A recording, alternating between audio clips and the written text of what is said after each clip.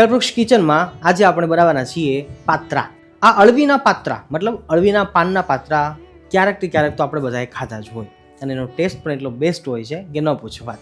મને હજી યાદ છે કે જ્યારે નાનપણમાં નાના હતા ત્યારે ખમણની સાથે ક્યારેક પાત્રા મળતા, ક્યારેક લગ્ન પ્રસંગોમાં જમવા જતા હોય અને એ વખતે પાત્રા મળતા અને એનો જે સ્વાદ, એનો જે ટેસ્ટ, આહા, ખરેખર અદ્ભુત હોય છે. એવું નથી કે એ લોકો બનાવતા હોય એટલા માટે સ્વાદિષ્ટ બને, પણ અળવી, આ એના પાન, અળવીના પાન એની જેવી મીઠાશ હોય છે કે જ્યારે ચણાના બેસન સાથે એને જ્યારે મિક્સ કરવામાં આવે છે અને એનું કોમ્બિનેશન થાય છે ત્યારે એનો પાનનો ટેસ્ટ છે એ 1000 ગણો વધારે વધી જાય છે. તો બસ આ સૌની ફેવરિટ એવી, નાના બાળકો હોય, યુવાનો હોય, વડીલો હોય, કોઈ પણ હોય, બહેનો કે ભાઈઓ, પણ બધાને આ પાત્રા ગમી જાય અને ભાવે એવી આ સુંદર સ્વાદિષ્ટ રેસીપી છે, જે કદાચ ઓથેન્ટિક પરંપરાથી બનાવીએ તો બનાવી થોડીક અઘરી પડે, કદાચ કોઈને કંટાળો આવે, પણ આજે આપણે હર કોઈ બનાવી શકે અને સરળતાથી બનાવી શકે, ફક્ત 10, 12, 15 મિનિટમાં બનાવી શકે એવી સરળ પદ્ધતિથી આપણે આ પાત્રાની રેસીપી જોવાના છે. તો રેસીપીમાં છેક સુધી જોડાયેલા રહેજો.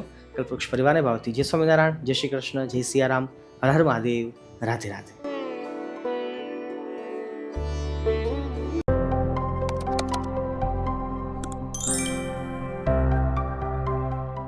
પ્રિયજનો, આજે આપણે જે અળવીના પાનના પાત્રા બનાવી રહ્યા છીએ એમાં બહુ ઓછી વસ્તુઓની જરૂર પડશે. ઘરમાં અવેલેબલ હોય એવી તમામ વસ્તુઓ જોશે, જેમાં આપણે પહેલાં તો અળવી લીધી છે. અળવીના પાન મેં હાલ 12 થી 13ની સંખ્યામાં લીધા છે, નાના મોટી સાઇઝ ગણીને. જો 13 થી 15 જેટલા પાન આપણે વાપરવા હોય તો 2 કપ ચણાનો બેસન જરૂરી છે. આપણે એને ચાળીને ઉપયોગ કરવાનો છે. મરચાં અને આદુ એ આપણી તીખાશની રૂચિ અનુસાર ઓછા વધુ કરી શકીએ છીએ. મેં હાલ અડધા વાટકા જેટલા લીધા છે, કારણ કે મરચાં મોળા છે. નંબર 2, કડી પત્તા પોડી લીધી છે, જે આ મીઠા લીમડાના પાનનું એક પ્રકારનું પાવડર છે અને આ દક્ષિણ ભારતની બહુ જ ફેમસ એવી વાનગી છે. દરેક વાનગીની અંદર નાખીએ તો એના ફ્લેવરને ઇન્હાન્સ કરવા માટે એની જરૂર પડે છે. તમને રેસીપી નીચે ડિસ્ક્રિપ્શનમાં મળી જશે, ઉપર તમને અત્યારે થંબનેલ પણ દેખાતું હશે. તમે ચોક્કસથી જોઈ અને ઘરે બનાવજો, બહુ સરળ રીતે બની જાય છે. નંબર 3, આખા ધાણા લીધા છે, કારણ કે હાલ અમે લીલા ધાણાનો કોથમીરનો ઉપયોગ કરવાના નથી. તો આખા ધાણા, સંચળ પાવડર બહુ જ જરૂરી છે. સફેદ નમક નહીં નાખશો, પાત્રાની અંદર સ્વાદને વધારે ઇન્હાન્સ કરવા માટે સંચળ પાવડર નાખજો, ખરેખર બેસ્ટ ટેસ્ટ આવશે. એ ઉપરાંત જોઈએ તો વરિયાળી છે, એ પણ બહુ જ જરૂરી છે. એની ફ્રેગ્રન્સ પાત્રાની અંદર બહુ જ સારી આવે છે. કાળા મરી, 1 બાદિયાનું ફૂલ લીધું છે. જાવંત્રીના 2-3 પત્તા લીધા છે અને ગળપણ માટે ગોળ જરૂરી છે. હા, લીંબુ આપણે લેવાના છીએ. આની જગ્યા ઉપર ઘણા લોકો પરંપરાગત રીતે આંબલીનું પાણી લેતા હોય છે, પણ મારા ખ્યાલથી આંબલીનું પાણી એટલું ખાટું નહીં આપણે ખટાશ લાવી શકે જેટલી આપણે જોઈએ છે.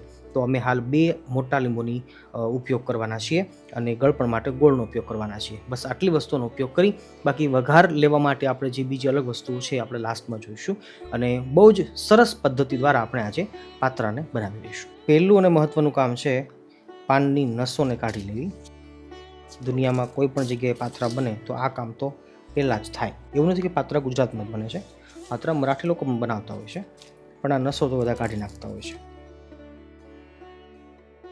અહીંયા એક સમજવા જેવી વાત એ છે કે નસો આપણે કાઢીએ છીએ કારણ કે આપણે એને રોલ વાળવા સમયે એ ભાંગી ન જાય પાન અને તૂટી ન જાય. પણ આજના દિવસે આપણે મોટા ફાયદાવાળી વાત એ છે કે નસો કદાચ ઓછી વધતી કાઢીશું ને તો પણ ચિંતાનો વિષય નથી, કારણ કે આપણે આજે રોલ કરીને આને પાત્રા બનાવવાના નથી. હું ચોક્કસ કહું કે સ્વાદમાં કશો ફેરફાર નહીં થાય, સ્વાદ એવો જ રહેશે, બેસ્ટ જ આવશે. બસ મહેનત ઓછી થશે, કારણ કે ઘણા લોકોને પાત્રા વાળતી વખતે તકલીફ પડતી હોય છે. ઘણીવાર પાન છે એ કડક આવી જતા હોય, કૂણા ન હોય, મોટા પાન હોય, ઘરડા હોય, તો પછી એ જેવું જોઈએ રિઝલ્ટ નથી આપતા અને વળતા નથી બરાબર. એના કરતાં આજે જે આપણે પદ્ધતિ બનાવીએ છીએ એ પદ્ધતિથી બધા બનાવી શકે, પુરુષો પણ બનાવી શકે, બહેનો પણ બનાવી શકે. એટલે બહુ સરળ રીતે આજે આપણે જોવાના છીએ. તો આવો ઝડપથી આપણે બધી નસોને થોડી કાઢી લઈએ. પાનની નસો આપણે કાઢી લીધી છે. હવે લોટ ચોપડા વગર પહેલાં આપણે એને સમારી લઈએ. હું કહું છું ને કે આજે આપણે અલગ રીતે બનાવી રહ્યા છીએ એટલા માટે. તમે પણ આ રીતે બનાવજો, બહુ જ સરળ છે, બહુ જ ઇઝી છે. હવે આપણે આને રોલ કરી લઈએ. હવે પતલી સ્ટ્રીપ આપણે કાપી લેવાની છે, કંઈક આ રીતે. રોલ બનાવીને આવી રીતે સ્ટ્રીપ કાપીએ છીએ ત્યારે લાંબી આવી સ્ટ્રીપો તૈયાર થાય છે. એના માટે મેં રોલ બનાવવા માટે કહ્યું. જો કે તમને શંકા તો નહીં જ ગઈ હોય, છતાં પણ શંકાનું સમાધાન. થોડી જાડી રાખવાની, બહુ પતલી કરવાની જરૂર નથી. જુઓ, આપણા પાત્રા કટિંગ તૈયાર છે. બસ હવે આપણે એનો બેસ્ટ ઉપયોગ કરવાનો છે. પહેલાં આપણે મસાલો બનાવી લઈએ, પછી આગળ વધીએ. ચાલો સૌપ્રથમ શરૂઆત કરીએ આપણા મરચાં અને આદુથી. આદુ થોડું વધારે રાખજો, એના ફ્લેવર બહુ સારા આવશે. એ ઉપરાંત જોઈએ તો આખા ધાણા. બધી જ વસ્તુ મિક્સીમાં પીસી લેવાની છે, એટલે એકસાથે બધું જ મસાલો તૈયાર થઈ જશે. વરિયાળી, આખું જીરું હું અત્યારે જ નાખું છું. પાછળથી આપણે ફક્ત રાઈ અને તલનો વઘાર કરીશું. ખડા મસાલાઓ જોઈએ: બાદિયાનું ફૂલ, જાવંત્રીની પત્તીઓ, કાળા મરી, ગળપણ માટે ગોળ. એ ઉપરાંત હળદર નાખીએ છીએ. મસાલાની અંદર હળદર પણ જરૂરી છે. સેમ વે લાલ મરચું પણ જરૂરી છે. જો ગરમ મસાલો હોય તો એ પણ નાખી શકાય છે. આપણે હોમમેડ ગરમ મસાલાની રેસીપી આપેલી છે. આ મારો હોમમેડ ગરમ મસાલો છે, અને રેસીપી તમને નીચે ડિસ્ક્રિપ્શનમાં મળી જશે, તમે ચોક્કસથી જોઈ લેજો. એ ઉપરાંત છેલ્લે આપણી આ કડી પત્તા પોડી એનો મસાલો. નમક છે એ લાસ્ટમાં નાખીશું. એક લીંબુ આપણે આમાં નીચોવી દઈએ છીએ, એક ઉપરથી પાછળથી નાખીશું. થોડુંક પાણી નાખી અને આને સારી રીતે બ્લેન્ડ કરી લઈએ, પેસ્ટ બનાવી દઈએ. સૌપ્રથમ ચણાનો બેસન એને ચાળી લેવાનો છે. અમે આધુનિક હથિયાર લીધું છે. તમારે જો જોઈતું હોય તો મીશો ઉપરથી મળી જશે, તો નીચે લિંક આપી દઈશું. ઓનલાઈન તમે ઘરે મંગાવી શકો છો, બહુ સસ્તું મળે છે.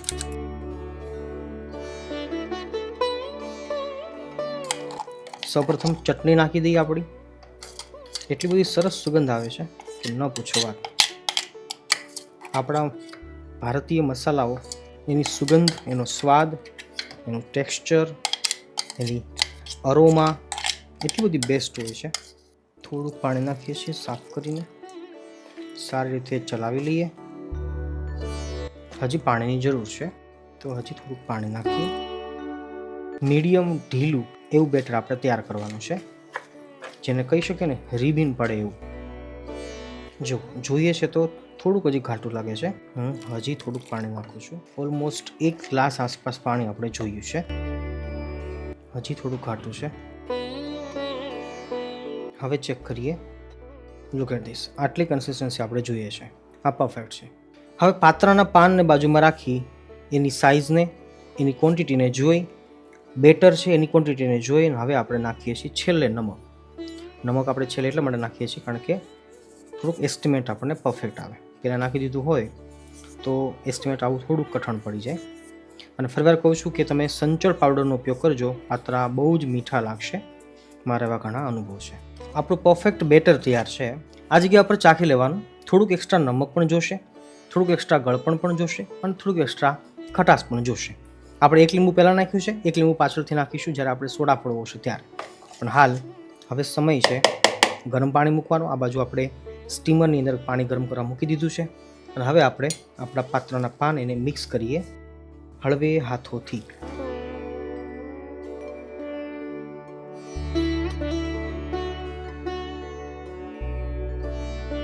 હવે આપણું પાણી ઉકળી ગયું છે. સ્ટીમ કરવા મૂકવાના છે એ વખતે લગરીક એવો સોડા નાખીએ છીએ. લગરીક થોડોક જ, બજાજો નહીં. આ સોડા નાખીએ ને તો થોડાક અંદરથી પાત્રા છે એ ફૂલશે. અને સોડાને ફોડવા માટે ઓલવેઝ જરૂર હોય છે લીંબુની.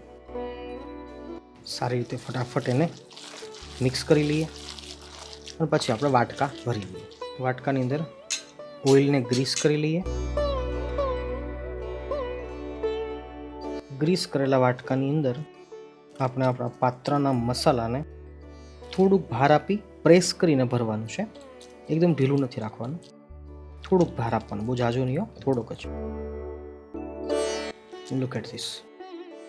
વાટકાનો આકાર બહુ સરસ આવશે.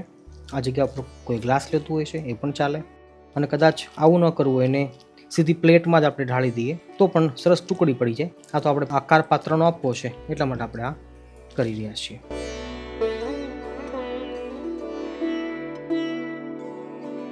ઘનશ્યામ મહારાજની જય.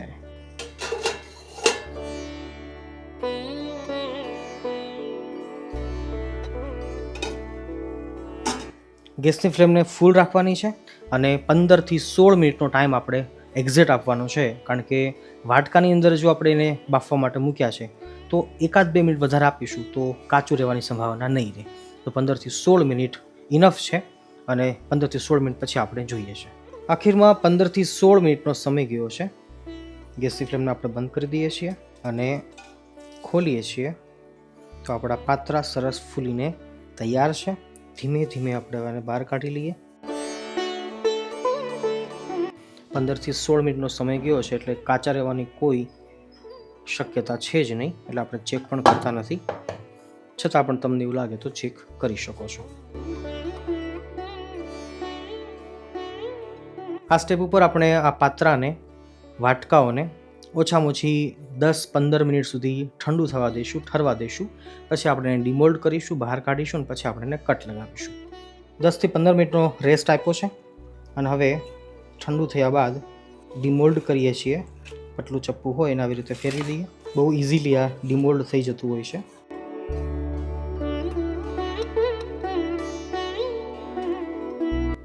Look at this. આપણા સરસ મજાના પાત્રા બનીને તૈયાર છે. પતલું ચપ્પુ આવી રીતે લેવાનું અને પછી હળવા હાથે સ્લાઇસ પાડી દઈએ. થોડાક પાત્રા હજી મારા ગરમ છે, પણ તમે થોડાક હજી વધારે ઠરવા દેજો તો સરસ સ્લાઇસ પડશે.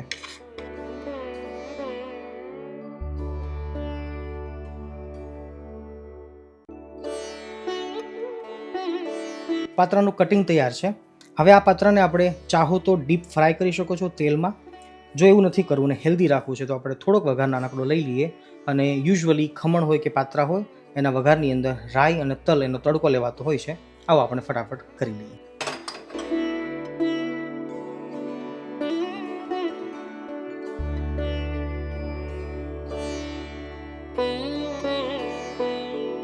પાણી નાખ્યા બાદ થોડીક સાકર નાખીએ છીએ દળેલી, જેનાથી ટેસ્ટ સારો આવશે. વઘાર આપણો તૈયાર છે. આવો આપણે સ્પ્રેડ કરી લઈએ.